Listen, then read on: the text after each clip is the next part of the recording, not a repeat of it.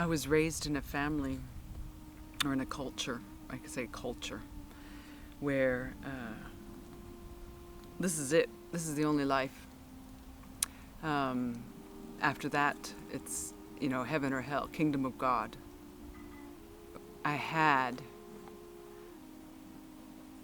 a hard time swallowing that because I was looking around and seeing what we're doing to nature, what we're doing to the old growth forests, the lakes, the oceans. Look at this, and so seeing this conflict is the right word. And what do is right now go around and give lectures, talks, teach about shamanic healing, the drum making, breath work. That's the current list right now. Years back when we started, Yana and I started doing this workshop for drum birthing, both of us found in our shamanic work that it wasn't, to make a drum, but it was very much the energy that was being used or involved in the process was like giving birth. It's important for people to get reconnected to nature because we have to stop thinking about just me, myself, and I. When you go out on the land, they get a reflection of themselves. Yeah, their fears, their and also their amazing possibilities. That wow, I didn't know I could sing like that. I didn't know I could write like that. I didn't know I could be out all night with mosquitoes. They test their limits, their possibilities. They also receive that gentleness too. I think part of it is the worldview that I'm not the center of the world. I'm a part of everything that's around me, above me, below me, that I'm a part of that. And this to me is the primal state or the primary state where humans have been, is we were connected to what was going around us with nature, with it all. And we also walked with respect to that, or honoring that. So we're going to be making a journey to meet our ancestors.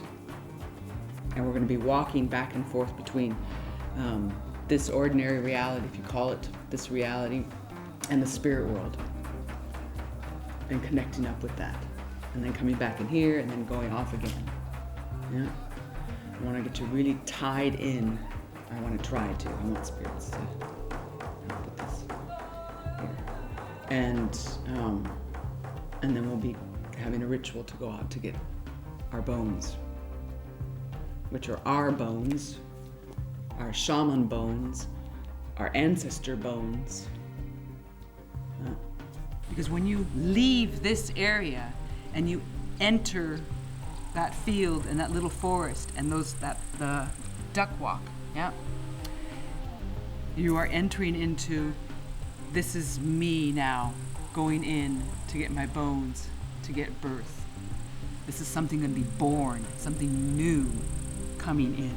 And then swim with your bones. Swim with your bone. Yeah, this is my baby. Ooh, we're in the birth waters. And then come on out and bring in here.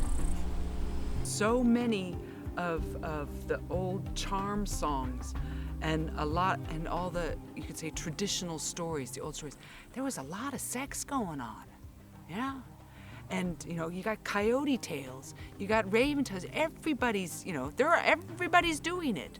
So why are we humans shut off from that? So for me, this is awakening also of that energy in there. And so you need the energy here to move it, to get it in. And then here I am, I'm sitting around this connection that's going to help me birth a drum. And how do I work with it? Pulling in those ancestors and their teachings, their knowledge, because they worked with this ergi also. And for me, this is part of what the shaman does, is they gather up, but they're also the hollow bone. They're this valitia, this person who's in between, who lets it flow up and down and around and in, and with the help of their spirit helpers, with their, if people want to say power animals, with the spirits of nature especially, it helps that whole creation process. Christiana is a fantastic teacher. You know, you're now starting to put the bones together, the spirit of your bones, the mother, the father, these lines together, and you're putting the skin around. Yeah. So what does that mean? With the drum skin was that put everything in, your blood, sweat and tears, which kind of like, oh yeah, that's the Estonian story, and then it's like, and your joy and laughter and love. You have to put everything in. She has the blend of cultures who are still keeping alive the shamanic tradition, and she has the Western way. So ask them for a teaching about your skin. And any advice, anything to keep in your heart, your mind, whatever, your hands, when you're doing this work.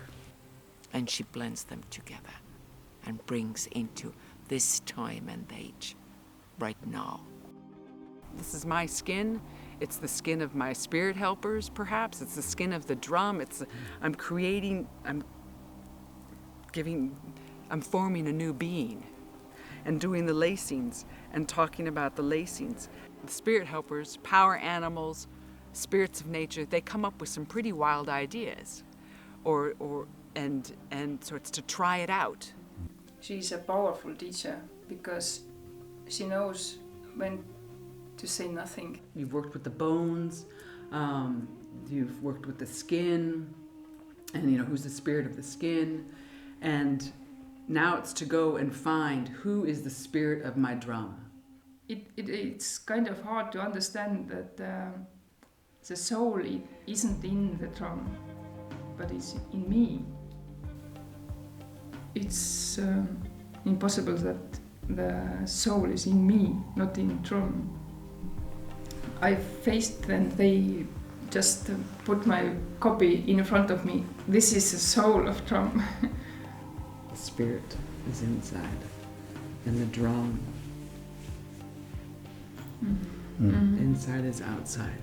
So, you know, I haven't heard somebody come back from this journey with that story for a long time. This is very deep and very, very, very surprising journey for me, these 7 days. I learned so much. It means so much to me that someone tells that no, you are normal, and what you hear and see, it's normal. It's everyday's thing, actually. I love it. I really deeply love it. Whoa, this really works. Look at how this changed someone's life. Yeah, their relationship with nature starts to shift. We really go into it. We can take responsibility for our lives and change it somehow. How does it affect my daily life? How does it change me? How does it, and it can be a very, if you want to say, you know, my relationship with my mother or my boss or my house or my land, if it affects how I behave, my actions, then for me, yeah, continue. I'm supposed to work here, I'm supposed to be here, I'm supposed to cooperate. That to me is a main lesson with doing the drum also. It's all right. It's wonderful, it's excellent, it's beautiful to have visions, to have shamanic experiences, some people would say, or go to the lower world or the upper world or the middle world or wherever. It's all great and fine, but how does it help me live today? How does it change the way I live today? Transform, change is a rough word. How does it transform so that I can be a better human being? Not a better businessman or businesswoman, not a better politician or whatever, but a better human being, and to take care of my descendants. Yeah. I think that's the theme that keeps coming over and over again when doing, it doesn't matter what kind of workshop I'm doing, but especially with the drum making. I've got a drum, you know, I have a baby, a new baby, you could say. And I've had these vision experiences. So how am I going to use it? How am I going to transform without creating violence and destroying the earth?